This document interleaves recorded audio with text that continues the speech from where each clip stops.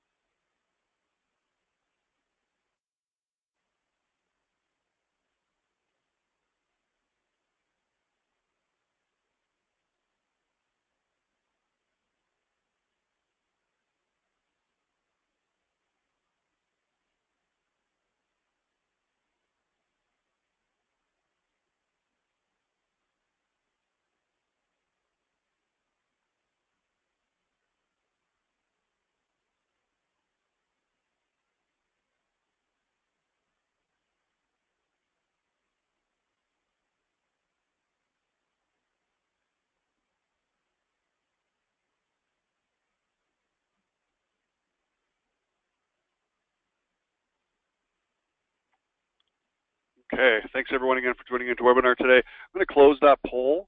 There's probably going to be a few people that are going to come in and won't have an opportunity to answer that, but interestingly enough, we do have an exact 50-50 split. So an exact 50-50 split between the desktop and the online version. So we're going to make sure to cover both in our processes today, although you know they're really, really similar, and anyone that's you know, has been involved in these webinars in the past will know that. I'm going to get my webcam going on here. Should see my smiling face in just a second there.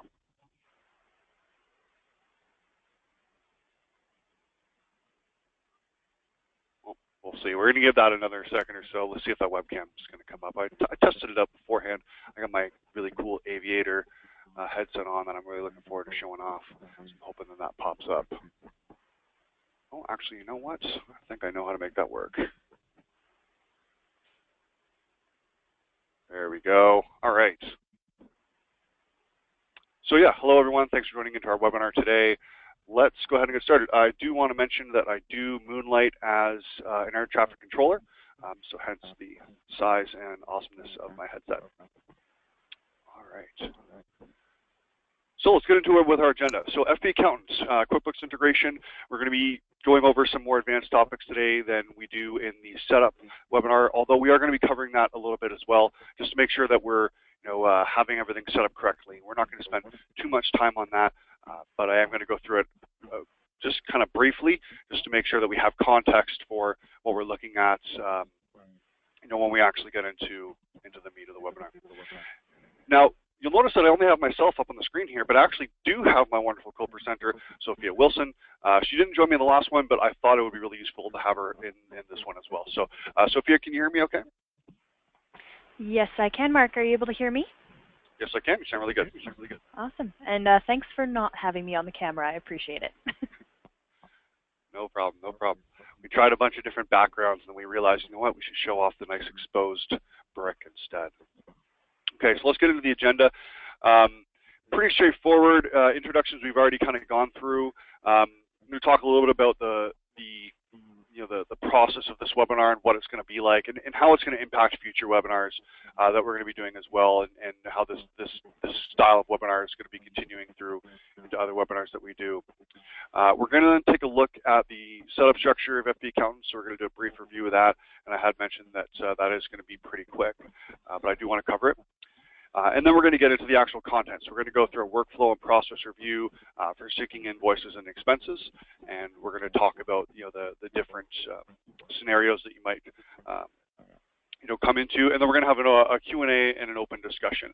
So this type of webinar is meant to be a more interactive webinar than others that we've done in the past. Now, we actually have done an interactive session with on this specific topic in the past, and we did a little bit more pre-work around contacting participants, talking about some questions they might ask beforehand to make sure that we get some discussion going. And the reason that we're not doing that in this case is in the future, what we're going to be looking at is, instead of having more of a kind of a segregated type of webinar where one is fully interactive and the other is not, we're looking at really kind of combining that concept and getting more interaction in all of our webinars. So for that, in those cases, we're not going to be reaching out to every participant for every webinar that we organize. We want it to be more organic and more fluid. So for this webinar, you have a few options. If you do have any questions, you can either type them into the question box, and Sophia will be there supporting me, and we'll be able to assist in answering those. However, I really do encourage you to, instead, if you'd like, you can put your hand up. There's an option to raise your hand, of course, metaphorically, not actually, because I can't see you, but via the GoToWebinar software, there's an option to raise your hand. I'll be able to see that, and then I can unmute you, and you can ask your question or open up a portion of the discussion, or perhaps even give me an example of something that you're dealing with that we might want to talk through. So, I encourage you to ask as many questions as you'd like. And be as interactive as you'd like to be, and we can even get some discussion going between the participants. If you don't want to, that's fine as well. Again, as we move forward into these webinars, and this type of open interactiveness is going to be meshing into the other ones as well. So there's going to be lots of opportunity to interact in future sessions. Okay, so a few things I do like to mention always, skill development, product requests, contact support, things like that. So I'm going to touch on that really quickly. And then our next webinar is 2 weeks from today. So, today's the 4th. May the 4th be with you. I think it's the 4th. Or was that yesterday? Sophie, is today the 4th or the 5th? Today is May 4th. Today is Star Wars Day. All right, sweet. I wanted to make sure I'd get that wrong. Okay, so I suppose I could have just added 14. Anyways, so the next webinar is the 18th of May, and that is all about retainers. And Sophia is going to be presenting that one. I'm going to be co-presenting that one, and that's usually a hot topic. We have a lot of participants already registered for that. It's 2 weeks away, and I think we already have like 50 or 60, and I'm sure it's going to go up quite a bit from there. So there's going to be really good participation in that one. I'm sure Sophie's really looking forward to it. As per usual, like us on Facebook, tweet us on Twitter, pin us on Pinterest, connect with us on LinkedIn, check out our awesome YouTube videos, and then do whatever this thing tells you to do as well. We always want to connect with our clients on social media. Oh, I just exposed my horrible, hideous, very cluttered desktop. Try not to show that too often. Okay, I know that we're getting 10 minutes into it here and we haven't got into the actual fp.Accountant portion, but there is one last thing that I want to show before we get into that, and I highly recommend that everyone check this out. I'm really, really excited to show it off to you today. This morning, we launched our new Gantt chart. So I'm assuming that a lot of participants today are more accounting oriented and less kind of project management side of things. That being said, it's really exciting. It literally launched about an hour ago, and I want to take an opportunity to show it really quickly.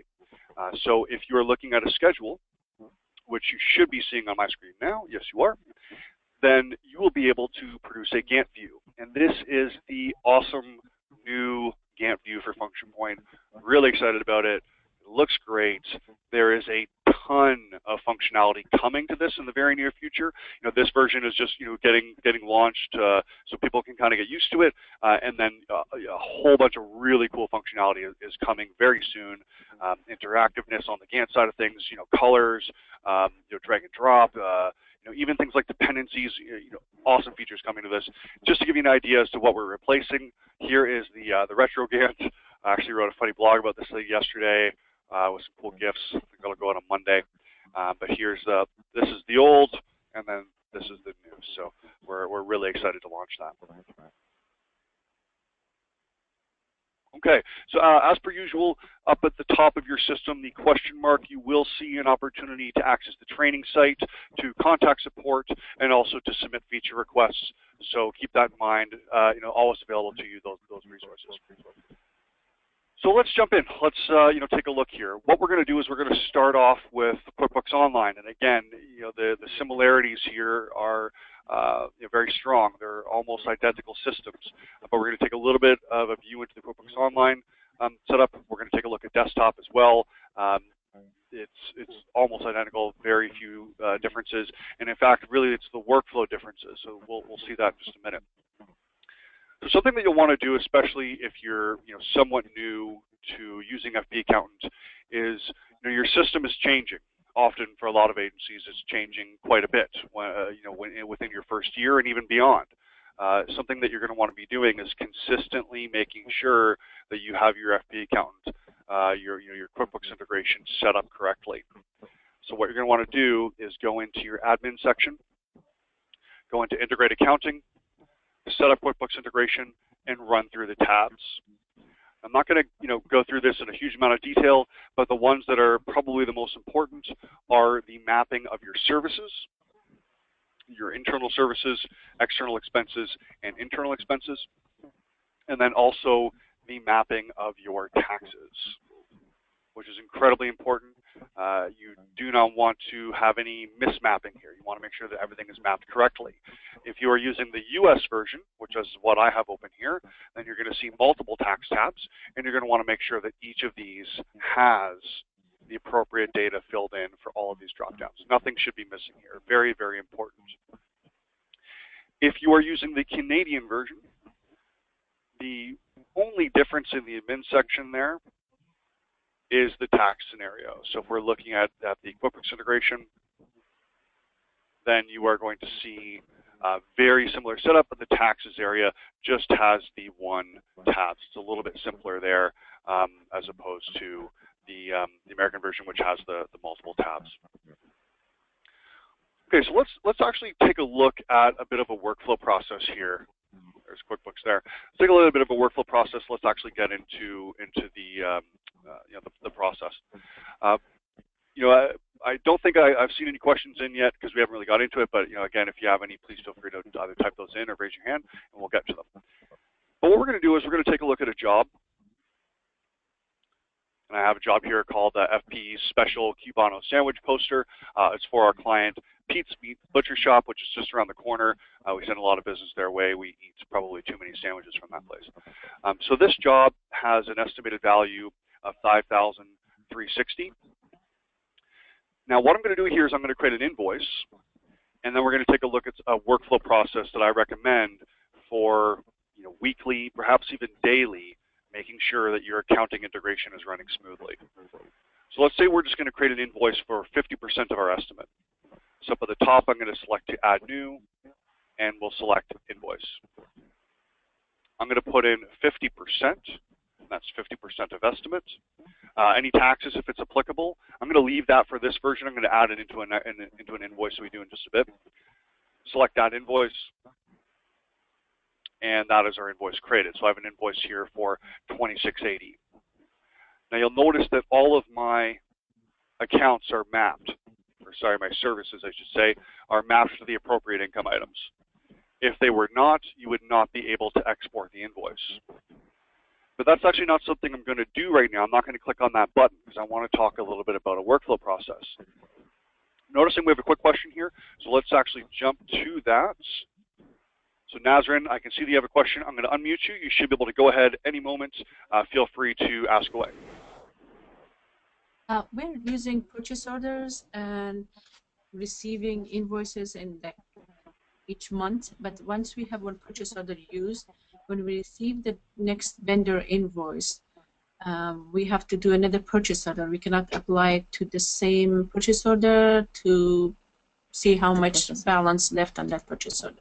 Is there a way we can do that? That is an excellent question, actually. I wasn't quite sure, where you were, exactly where the question was going to lead, and then once you got halfway through, I know exactly what you're talking about because it's a very common one. I'll tell you what we're going to do.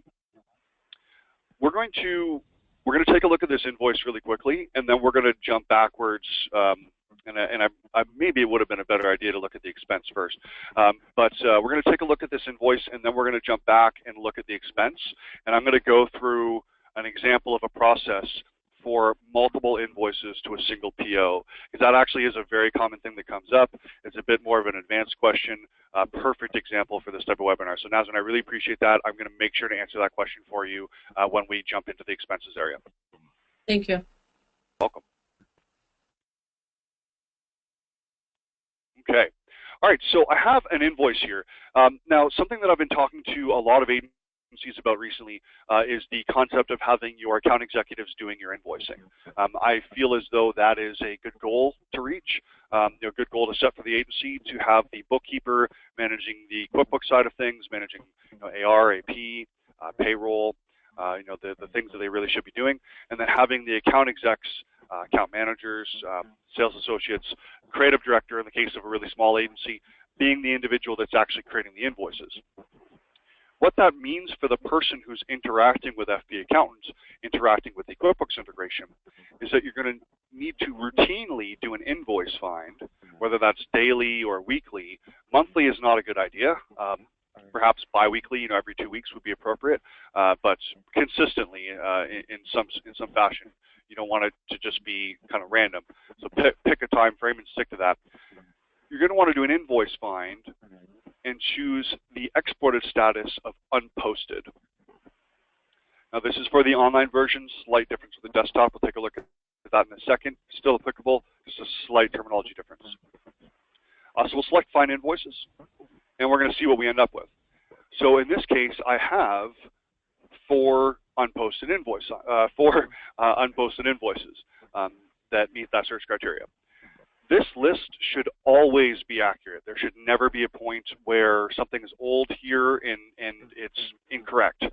So for example, if I determine, this invoice, this is incorrect. Either it needs to be deleted or it's, it was already sent to QuickBooks or manually entered or for whatever reason, I would, make sure to be updating that consistently. If I don't want this to sync, I'm going to mark it as manually exported.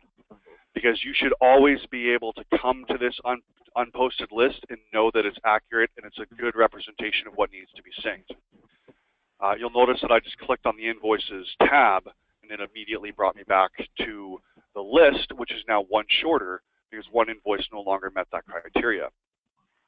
I'm actually not going to sync this one over either. This one I was playing around with, so we're going to end up with just the two. Now you might have 2, you might have 20, you might have 200. Syncing these over is a bit of a process if you have a very large amount, and that's why it's good to do it consistently. Up at the top right, there's a button that says Export. If you select that, you're going to get an option to export these invoices. Now there is no bulk export. There are some reasonings for that. The system needs to do it one by one in this case. So you're really just kind of going through and exporting, and then exporting. And again, consistency is going to be your friend here because doing this once a month is going to take a lot of time, especially if you're an agency with a lot of small invoices. Some agencies that I work with will have a tremendous amount of invoices every month, and they just happen to be small values because they're more of kind of a small retainer type agency. So if that's the case, get yourself a coffee, hang out, and click the button for each one. It'll take you, a couple minutes to go through 50 or 60 of them. But if you do it consistently, you won't really have that problem. So from here, Trees Organic Coffee, new entrant signs, 12,600. Let's look at this other one below, the FP one. It's for 2,680. for Pete's Meats Butcher Shop. So if I then go into QuickBooks, sign me out there. Let's get back in. So if I go back into QuickBooks and look at Pete's Meats, then we can see here's our invoice right here. So invoice 1008-0 for $26.80, and we can open it up and see the detail of that.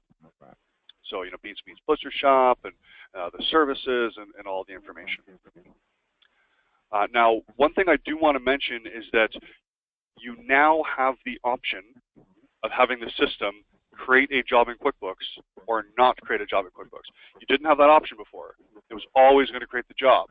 Some people liked it, some people didn't. If your system is doing one or the other and you want it to do the opposite, please send an email to support@functionpoint.com and we will be able to switch it for you. So again, the system can either create the job or not create the job.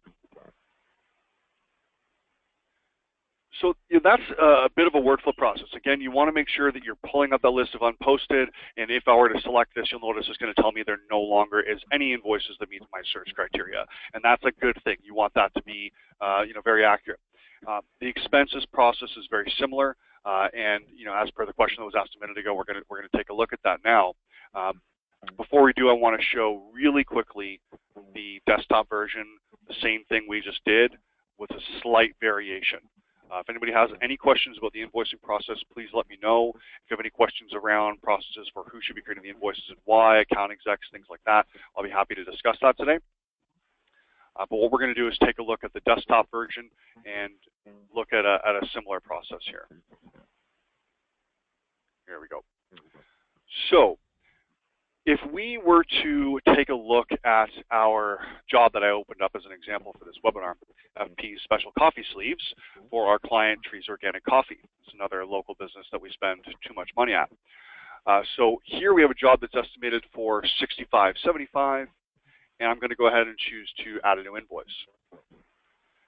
We'll say that it's for 50% again, so I like to do that, and we're going to put in some GST this time. Add that invoice. Now, if you are using the desktop version, what I recommend, the process that you should try to be getting into, is having your account executives creating your invoices and then posting them. Something that I see often is the account execs having to bring a report to the bookkeeper who's then going in and creating the invoices, posting and immediately syncing. If that's the way that you want to work, that's totally fine. A more efficient way is to have your account execs be the ones that generate the invoices themselves. They have the information. They know what can be billed and why. Once that's done, once they've created that invoice, they are then going to be the ones that post the invoice. So the button here that says post, we're not exporting it. With the desktop version, you do need to run a sync. So what that means is that you're going to have a list of posted invoices. So there's a slight terminology difference.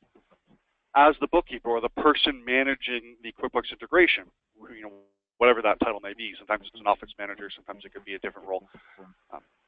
What you're going to want to do is routinely do an invoice find and review those invoices. And that is an exported status of posted. So instead of unposted, it's posted. The online version does not have that state. So we just have the one there. There is no interaction in this list for the desktop version. We're running an actual sync through fp.Accountant. So you want to be able to get into a routine where you can do an invoice find for posted, see the list, review the value, make sure everything looks okay, and at that point you can open up fp.Accountant and choose to synchronize with FP. That'll take, in this case, probably 20 seconds, maybe 30 at the most. And then while that's actually doing its thing, I'm going to open up QuickBooks. There we go. So Trees Organic Coffee. And then here is our invoice right there. So it's probably not even done the sync yet, but it's already sent it over. So we're going to get an OK there in a second. OK, complete. But it brought it over even before that sync was done. So here is our invoice there for Trees Organic Coffee for $34.51.88. So again, it's really important that you're able to have that workflow process where you're doing an invoice find for an exported status of posted, reviewing what that list is, and then running a sync. All right, so I don't think I've seen any questions coming in yet. If anyone does have any questions on the invoicing side, again, I'll be happy to come back to that and take a look at it. But next, we're going to be taking a look at the expense side of things. And actually, the question that was asked, so Nazim's question was a very good one, a very common one that I do get, and there's some different methods of accomplishing it, but nothing that's really there's not a one-size-fits-all solution here. So you might see me bounce around between a few different ways of accomplishing this. Whether I use the online version of the desktop for this, I don't think it really matters. It's pretty much the exact same thing. So I'm going to use the online. So let's jump to our job, and let's look at our expense here. So on our job, we have an expense for estimated for $300, marked up to $360. We do not have any actuals yet. So looking at the financials tab, you can see that we have not purchased anything yet. From here, I'm going to go ahead and choose to, in this case, we'll say enter a PO. Now, oftentimes, the expense that we're entering is just the vendor invoice. So, a lot of agencies that I work with just enter the expense into function point only when they have a vendor invoice. But of course, you can produce a purchase order PDF. And if you're producing a purchase order PDF, you probably haven't received the invoice yet. If you haven't received the invoice yet, you don't know what the value of that invoice is going to be, and you don't know what to sync to QuickBooks to represent that value. So in this case, what we're going to do is we're going to select the plus icon beside the external expense. That is going to bring us to the external expense add page, and it's going to fill in some of the fields. Notice it fills in the job, the expense type, and the quantity and the rate. I could have easily just selected add expense. It would have brought me to the same page. I just wouldn't have filled in the values. So we'll choose our supplier. Let's see who we got here. I wanted a different one. I'm going to use this one called Sync Vendor. It doesn't really matter. I thought I had a different one in there, but that's fine. The reference number is the invoice number from the vendor. I do not have that yet, so I'm going to leave that blank. So one option is to actually run this like a proper purchase order. Now, when we run this like a proper purchase order, what I mean by that is that there is a quoted for PO value that represents the value of the PO. In this case, I'm going to say $300. But I do not have a quantity and rate yet because I have not received an invoice from the vendor. So I'm actually going to delete that. I'm going to enter the expense description. Now this was going to show up on the purchase order. Notice that my cost of goods sold account has filled in and mapped appropriately to that expense item. So let's go ahead and save this. And we can then produce our purchase order PDF.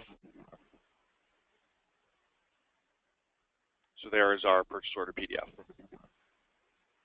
When we look at the job, so when we navigate to the jobs details page, because there is no value in that expense, the actual cost and billable actual are 0. But notice that the actual is red, so it's showing me that I have a quoted amount of 300. But I haven't actually received an invoice yet, so it's the value is 0. Just letting me know, hey, red item, take a look at this, quoted for PO 300, invoice value 0.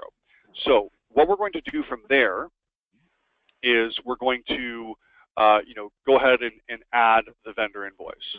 So let's open this up. Now, in this case, again, keep in mind that the way that the system is meant to operate is really a one-to-one relationship between these things. So there isn't a specific functionality behind multiple invoices to a single PO. So there are some different ways of doing it. And I'm going to show you, I hesitate to call it a workaround, but it's probably what it is. There isn't really a very elegant way of managing this. But there are some ways to accomplish what you need to do. So what we're going to do here is edit this item and enter the information. So reference number, invoice 45689, let's say. We have the memo description. This needs to be under 250 characters, by the way, because that's all that QuickBooks allows. And then we're then going to enter the value. So let's say we're going to enter 1 at a rate of 200. So that comes out to $200 for our cost, 240 billable value to the client based on our markup percentage. Save that, and we now have our external expense that we can then sync. So when I export this, it's going to export to QuickBooks as a bill. So it's going to QuickBooks as a vendor invoice, it's a bill to pay. So let's actually find it. INV 45689. So if we open up QuickBooks here, go to vendors, here's our sync vendor, and then we have, it's not showing the reference number right there, so let's see what the value was. It was $200.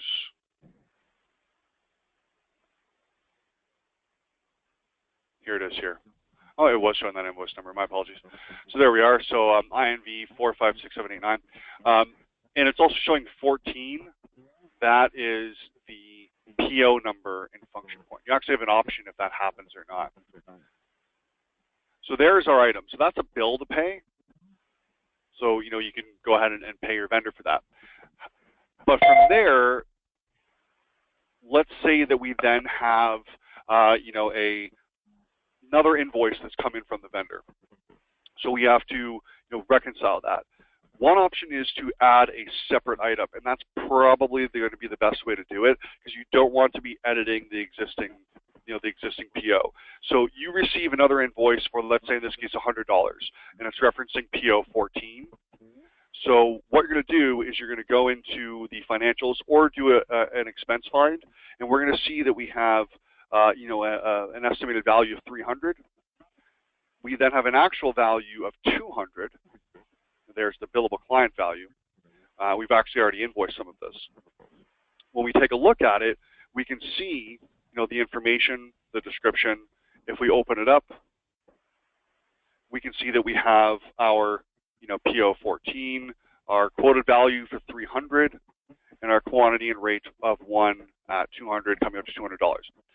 So once we've established that this is, the item that the vendor was referencing, but it's a new invoice that is on top of the initial one that they sent to us.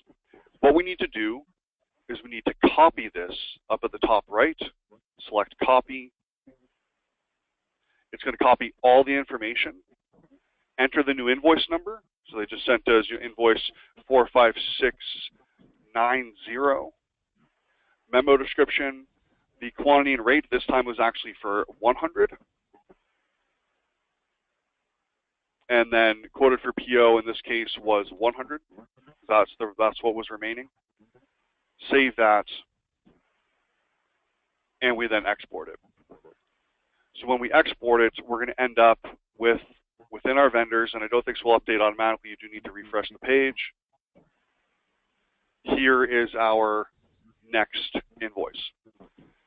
Now, the first thing that might jump out at you as a problem with this is that the invoice that you're going to get from the vendor is going to reference PO number 14, and we're now creating PO number 15 and applying that invoice to this PO.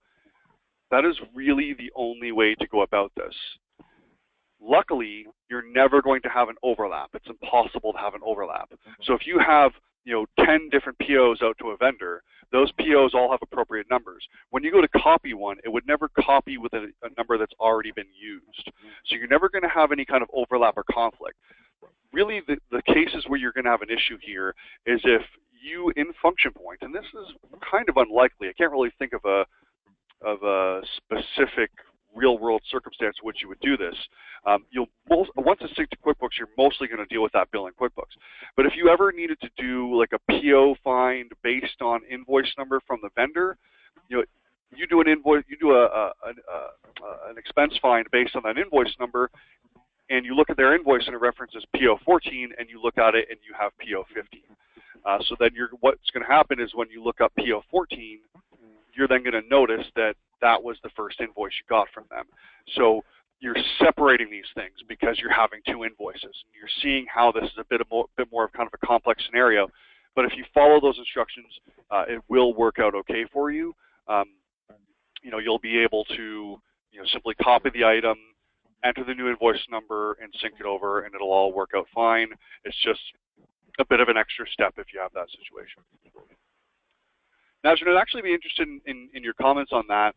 I'm wondering, I'm not going to unmute you unless you put your hand up, but because I'm not sure if you're able to talk. But if you are, I'd actually be interested in finding out if that would work for the scenario you're describing. Maybe your thoughts on it a little bit. If there's any additional challenges that maybe I didn't cover that you'd be interested in talking about a bit further. So at any points the next little while, if you want to talk about it, just raise your hand again, and I'll be happy to touch on that. I'm not sure what that beep is. I think it might be me getting emails there. I'm sorry, it's me getting emails. I'm quitting out of it now. Oh, okay. No worries. No worries. Thanks, Sophie. Okay. Actually, okay, here we go. We do have another question coming from Brandy. So Brandy, I'm going to go ahead and unmute you, so you can feel free to ask away at any point. Okay, so here is our scenario, and you tell me if this would work for that. We, for one particular client of ours, purchased several items against one PO, and we just add a line item. So we may have 10 line items, one for cups, one for t-shirts, one for whatever other promo item. And then if we charge that to a credit card, for example, and then I go to sync it, it just syncs that entire amount at once if our purchasing person entered 10 different line items under one PO. So do you recommend doing separate POs for each of the things versus adding line item like we have been doing, or what do you suggest? Yeah, that's a good question. So what I'd really recommend, and I'm going to navigate to what Brandy's talking about. So if we go to add an expense, and I'll tell you why this didn't apply to Nazrin's comment as well. Brandy, I'm gonna mute you again just because of the echo for a second there, but I'll come back to you in a minute and just confirm that helped out. So what Brandy's referring to is when you're working with external expenses, you are able to add multiple line items. Now those line items could be for separate jobs, which is actually really handy. You might be purchasing, sending a PO to a vendor with a wide variety of different items on it, like Brandy was describing. They could be for different jobs, they could be for the same jobs, different descriptions, mapped to different cost of goods sold accounts, and so forth. So in Brandy's situation, I definitely would recommend using the multiple line items. I find it hard to say, multiple line items. There we go. So I would recommend using that because it's simple, it's easy. You can keep it all in one PO. The main question is, if someone is trying to decide would that work for them, is are you okay with having everything syncing over as a single bill? When you look at this page, you're going to notice that there's a reference number up at the top, but there isn't a reference number for each line item down below. So what that means is when it syncs into your accounting system, it's syncing as a single expense, so as a single bill to pay the vendor. You don't have the option of syncing one line item at a time. And that's unfortunately what is the reason that Nazrin's situation requires the process of copying the expense and having a separate item. Because in Nazrin's example, they're needing to pay them separately. They're needing separate bills. So they need to go over separately. But Brandy, in your case, as long as you're okay with it going over as a single bill, then absolutely that is what you should be doing. It's a lot easier. If you ever do need to have it be going over as separate line items, separate bills to pay, then you would need to go through either that copy process or just manually enter them one by one. So hope that answers your question. I'm going to go ahead and unmute you here. Let me know if you have any thoughts on that, if that works for you. Yeah, that's great. So part of the reason we do the multiple line item is because a lot of our clients like to know the individual price prior to us purchasing it. So we use that PO printout as kind of a estimate, if you will, so that they know the price of each. But yeah, that's perfect. Thank you. No problem. Okay.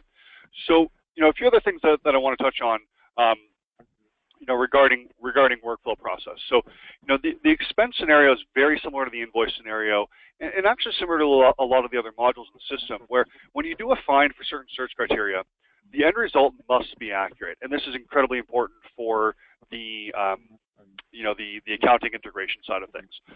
So, for example, doing an expense find based on exported status and saying, show me everything that is unposted, in this case unposted, selecting find, and then seeing the results of that search, and then finding nothing is a good thing.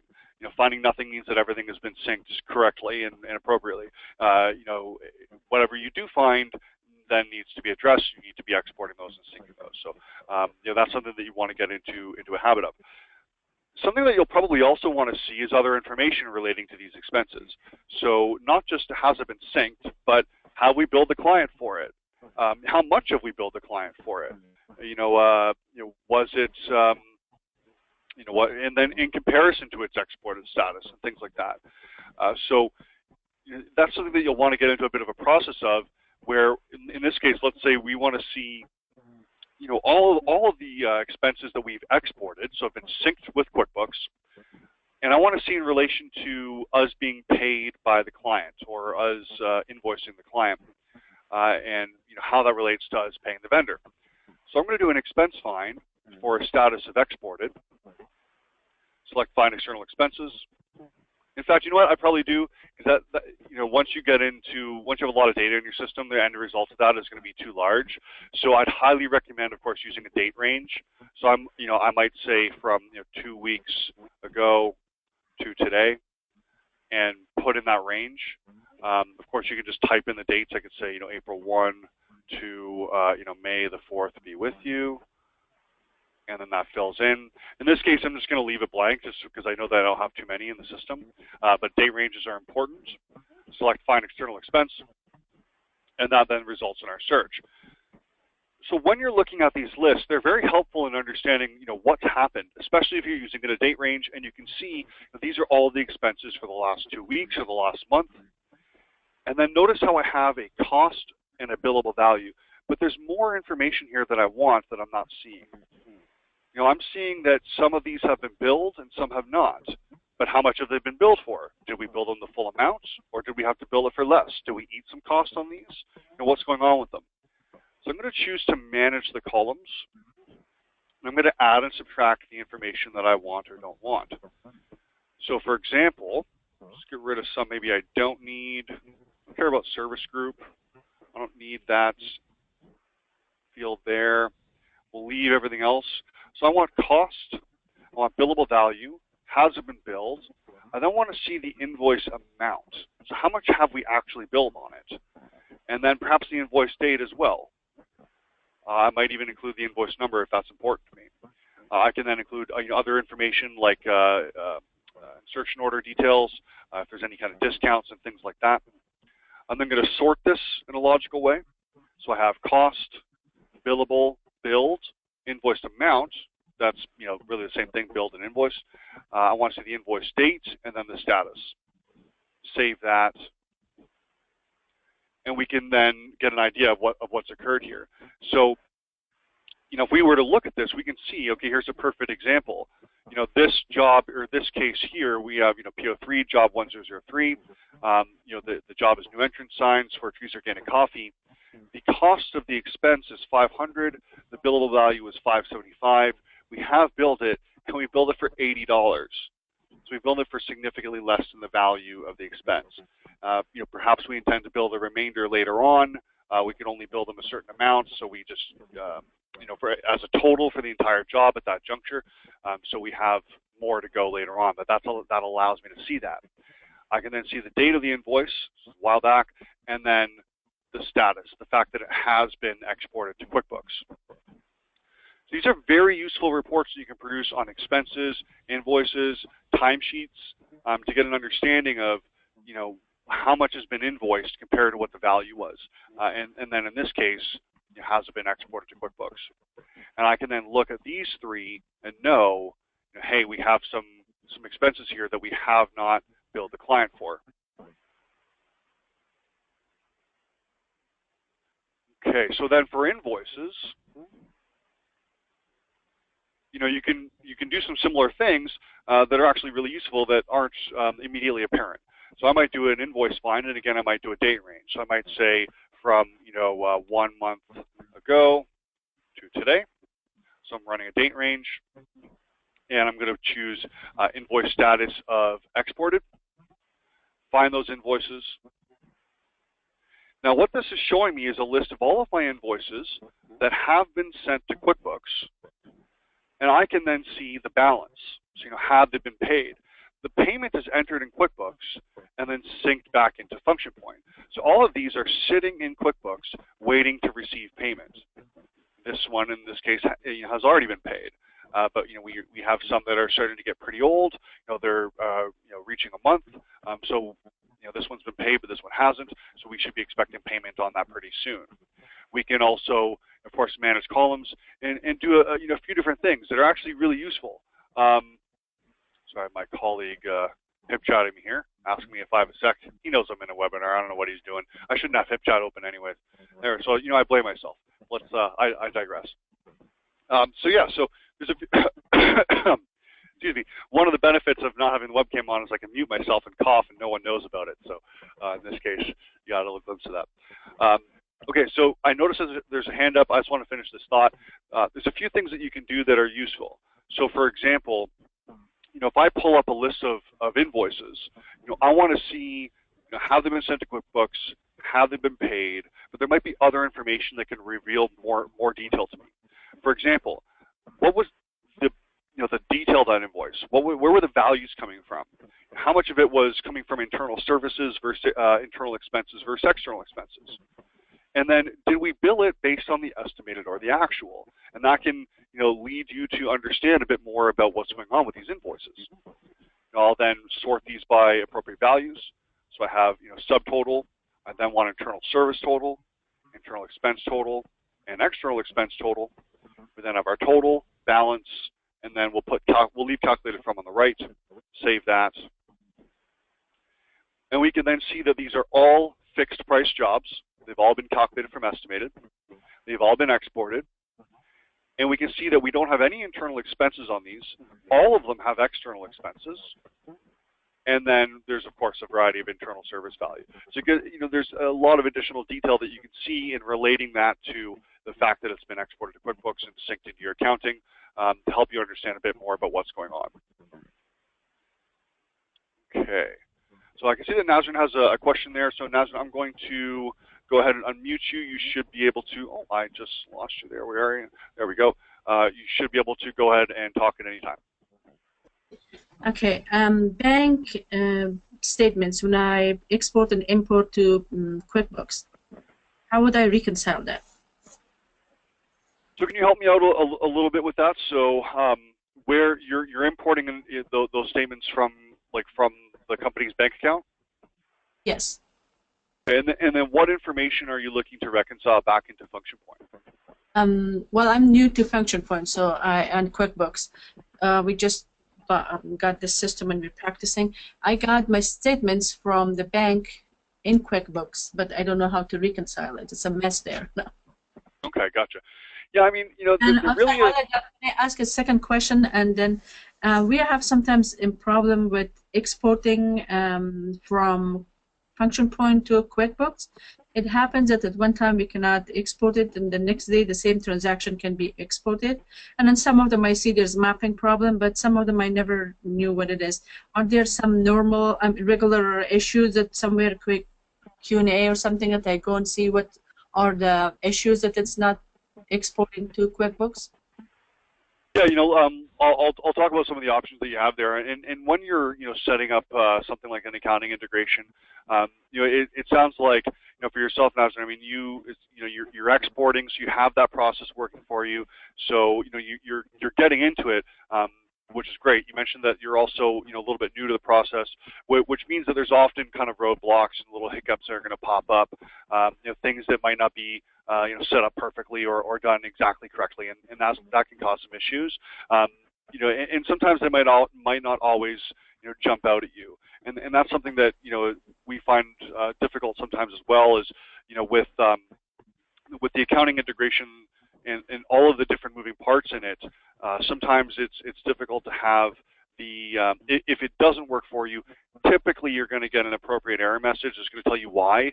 But every once in a while, I do hear that maybe the error message was not informative enough or perhaps misleading. So I know that does come up from time to time.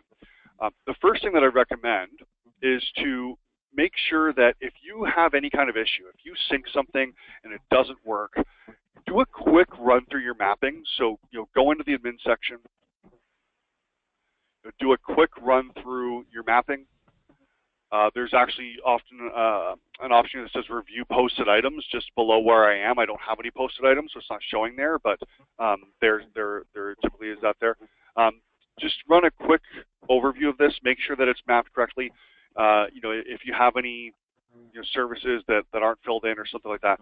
But most of the time, if you can't figure it out, most people are going to go and check that mapping, and I think that you even mentioned that you did.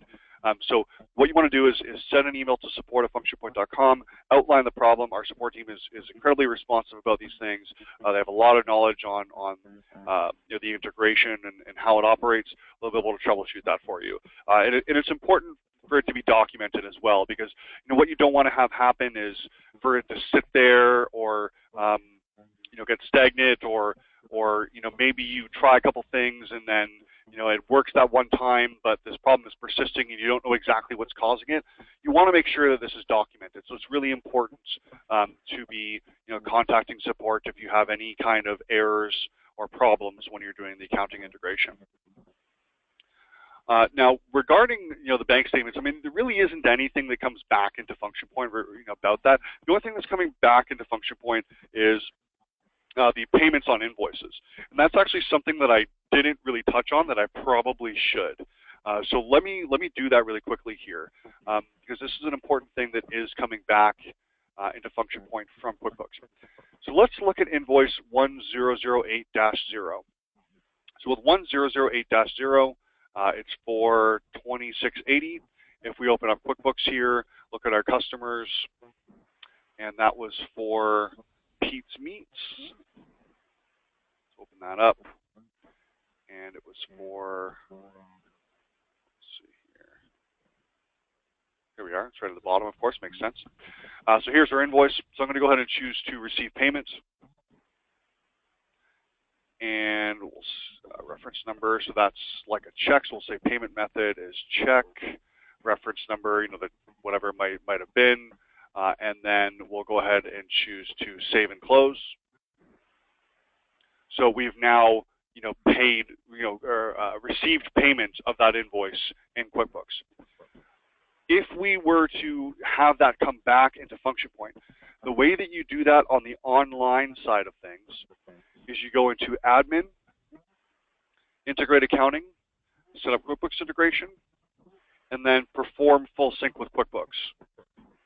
Now, this is actually pretty quick. It's actually even quicker than the desktop version, I think, or maybe about the same time, probably done in the next kind of 10-15 seconds or so. But it's not going to break any of your mapping. It's not going to reset anything. All it's doing is, we're kind of running through all the mapping and make sure it's all correct.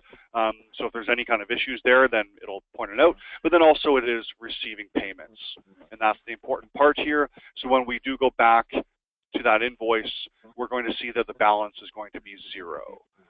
And we can see that payment amount, here we are. So payment amount $26.80, and if we were to navigate to the job, we can see that the balance is 0, the invoice is paid. So that's the process for the online version. You are going into the admin section and performing the full sync. With the desktop version, it is a little bit different. If we were to look at the invoice that we created, so I believe it's this one, 1011-0. Yeah, here we are. If we go into QuickBooks and choose to receive payment. So receive payment, and we'll say check and enter the number here. Save and close. So that invoice has now been paid. Balance due is 0. All you need to do is choose to synchronize with FP. So in your regular processes of running these syncs for the desktop version, it's going to bring the payment information back in. You don't really need to be doing that for every payment. I wouldn't recommend it anyways. I think that you should be picking a time, whether it's daily or weekly, and running that sync consistently, and just having all of the things happen that you need to have happen. So the payments, the invoices, the expenses, whatever is posted or payments need to come in, just let them do their thing. I don't think that you should be syncing after each one for efficiency's sake. So now when we look at that invoice, oops, I just clicked a button that I didn't want to click. Let's resync here. I don't really need to for the purpose of the webinar, but I will in a second. But if we look at that invoice, we're going to see payment amount $34.51.88. So there's our payment amount. Now I actually clicked Stop QuickBooks Sync. I'll tell you why that exists in a second. But I'm going to synchronize that with FP and get that back in synchronization. So the reason that Stop QuickBooks Sync exists is if you are making changes in one area of the system and you don't want those changes to be reflected in the other system. So if you're changing things in QuickBooks and you don't want them to be reflected in Function Point, you need to stop the sync. So an example of that is, you send an invoice over and then you want to adjust the mapping of the items, or you want to adjust the structure or the value or whatever it might be for whatever reason.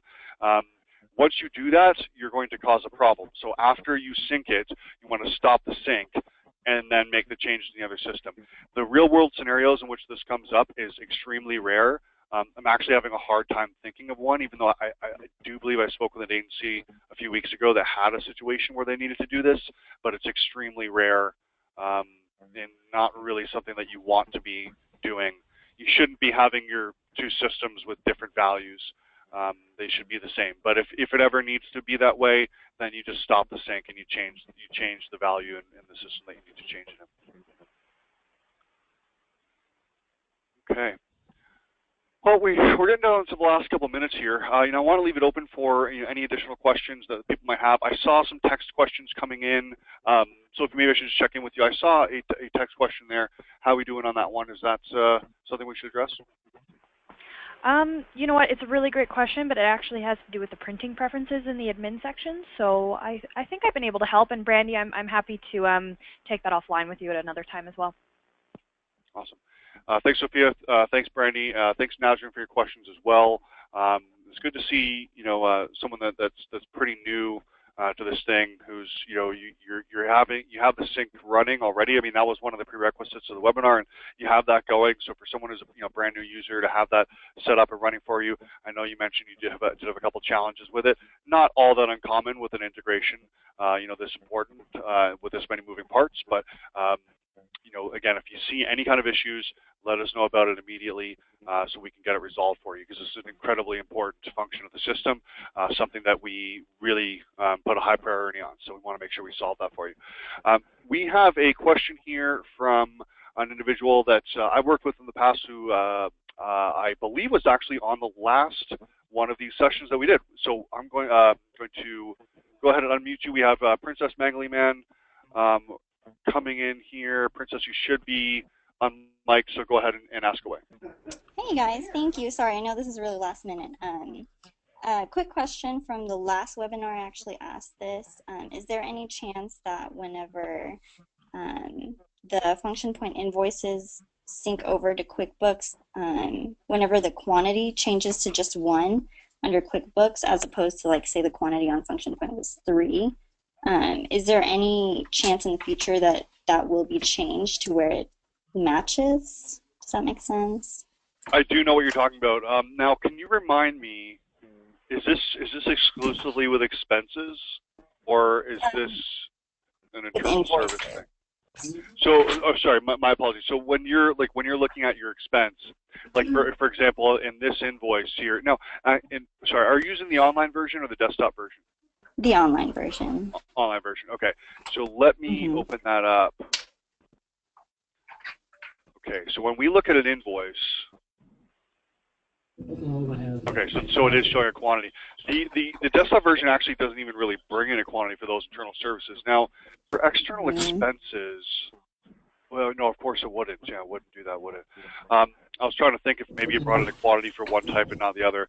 I mean, currently there isn't, any way to have that changed. It's just coming in as, whatever the value was in function point, and that's something that you might see something like that, in the future, but it's not something that would be a simple change. And I'll tell you one of the reasons why.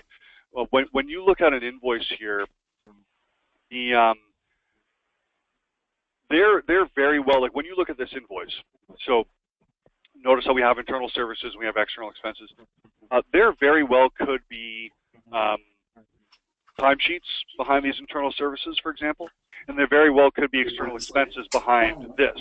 What I mean by behind that is, we're invoicing this line item. There may or may, Princess, I'm just going to unmute you for just a second here, and I'm going to get back to you in a second. So, there may or may not actually be timesheets. So, oftentimes the value might be zero. A common example of that is, retainer billing, deposit billing, where you're doing an upfront bill for a retainer for the month coming up, where you're doing project-based or fixed fee, and you're doing a 50% invoice ahead of time. There might not be any kind of timesheets, and that quantity would be zero. In other cases, you might have a lot of timesheets, and the quantity could be, 50 timesheets. Unfortunately, the function point invoice actually isn't really recognizing that quantity. It does recognize the timesheets. I might not have the best example in this specific system. I don't have too much time in this particular program, but it does recognize the timesheets, and it does bill the timesheets specifically and apply a billed amount to them. But it doesn't really recognize that quantity on the invoice. So, I'm sorry to say I don't see that changing, in the near future. I think that's probably going to be something, hopefully at some point, but it'll be a little while, most likely after a redesign of the billing module. Okay, thank you. And then one last really quick question about expenses. Do you suggest, kind of like with invoicing, is it best to have the client's account executive putting in the expenses? So your agency's account executives? Yes, for their specific clients, like say we're doing printing materials for a specific client. Would it be best for that particular account executive to put those expenses in? I would say absolutely. I might be, like an account executive, like villain or something, because I'm putting so much on them all the time. But yeah, I would say absolutely anything you can have the account executives doing, they should be doing within the confines of their relationships. So often the account executives are the ones liaisoning with the clients. They're the ones that understand how much should be billed and why. So them creating the invoices in the system is only logical. They may not be the ones that are actually putting it into accounting and receiving payment, and that's that workflow process that we've looked at today. On the expense side of things, a lot of the time, the account executives are the ones that also have a relationship with the vendors. That's usually what I see, although there are some exceptions. But most of the time, the account executives are the one liaisoning with the vendors. They have the relationships with the vendors. So they should absolutely be the ones that are putting in the expenses. So often, I've worked at agencies, one case in particular, where I actually went to this agency and I spent 3 or 4 days with them. Really great agency, amazing work, actually. Their office was incredible. But they had this really interesting archaic process where all of the account executives and even other members of the team would actually create a piece of paper. Like they would create an expense on a piece of paper, I think using like a Word template, and they would walk it over to the creative director / owner of the agency's office and actually drop it in a slot. And then he would go through, and he was always behind schedule. He was always backed up because he would get so many of them. So he would have this big stack of paper, and he would then literally need to pull these out and manually enter them all into QuickBooks. And this was before Function Point, of course. So that he was then manually entering them all into QuickBooks because he wanted to do a review of what the agency was purchasing. And I totally understand, wanting to do that. But they had grown from an 8-person agency to a 28-person agency to a 48-person agency, and all of a sudden, that level of control, and it's not even a level of control that was a bad thing. But that process was, really hurting them. It was incredibly inefficient, and it was actually causing a lot of errors. And they were able to have their account executives start to be the ones that were putting in the expenses into the system. The system would then notify the creative director, who would review them in Function Point, see if they're okay, and then post them. So he was still able to do that review process, but they weren't printing off 30 pieces of paper a day, and that might be a bit of an exaggeration, but they weren't having to go through that. So apologize for the long-winded answer, but I like to give some examples. But yes, absolutely, the account executives should be the ones putting that in if they can. Princess, I just unmuted you as well, so if you have another question, follow up for that. Okay, I think that's it. Thank you. Oh, sorry. No problem, no problem. Okay. Well, I really appreciate everyone's time today. I know we're 5 minutes over time. I mentioned at the start of this, we're going to be having more webinars with this type of style. If you do have any suggestions or requests for topics, please feel free to email them to success@functionpoint.com. Again, that's success@functionpoint.com, and we'll be happy to take those into account and plan our webinars accordingly. The one that we're going to be launching soon in conjunction with the standard webinar process is going to be a monthly invoicing webinar. So most likely, and we haven't picked a specific day, most likely it's going to be the last Wednesday of every month. We're going to be doing an invoicing webinar, all about invoicing, fully interactive. Bring your questions, as complex as they may be, and we'll tackle them all the best we can. So keep your eyes open for that.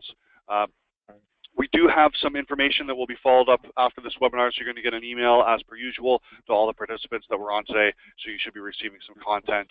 I believe it'll go today, if not early tomorrow. And then, yeah, so join into the retainer webinar in 2 weeks, same bad time, same bad channel, and our lovely presenter, Sophia, is going to be taking us through that. So again, I appreciate all of your time. Sophie, anything I missed or anything that we should be touching on? Nope, I think everything sounds great. Anyone, if there are any more questions, don't hesitate to send them through. I'll be sticking around online just for a couple more minutes to help in any way I can. Awesome. I was going to see if I could get one of the office dogs to come say hi, but they're all looking at me with, oh, I think we got some office dogs coming to say hello. Hey, Ginger. Okay, so as a goodbye, I'm just going to, oh, no, none of them want to hang out. Okay, Lebo wants to hang out. Here we go, buddy. Come on. All right. In case anyone's interested, we have our little canine family here. Here you go. All right, so from the Function Pets and myself, thank you all again for your time today. Have yourselves a great rest of your Wednesday, and we will see you all in 2 weeks. Take care. Bye now.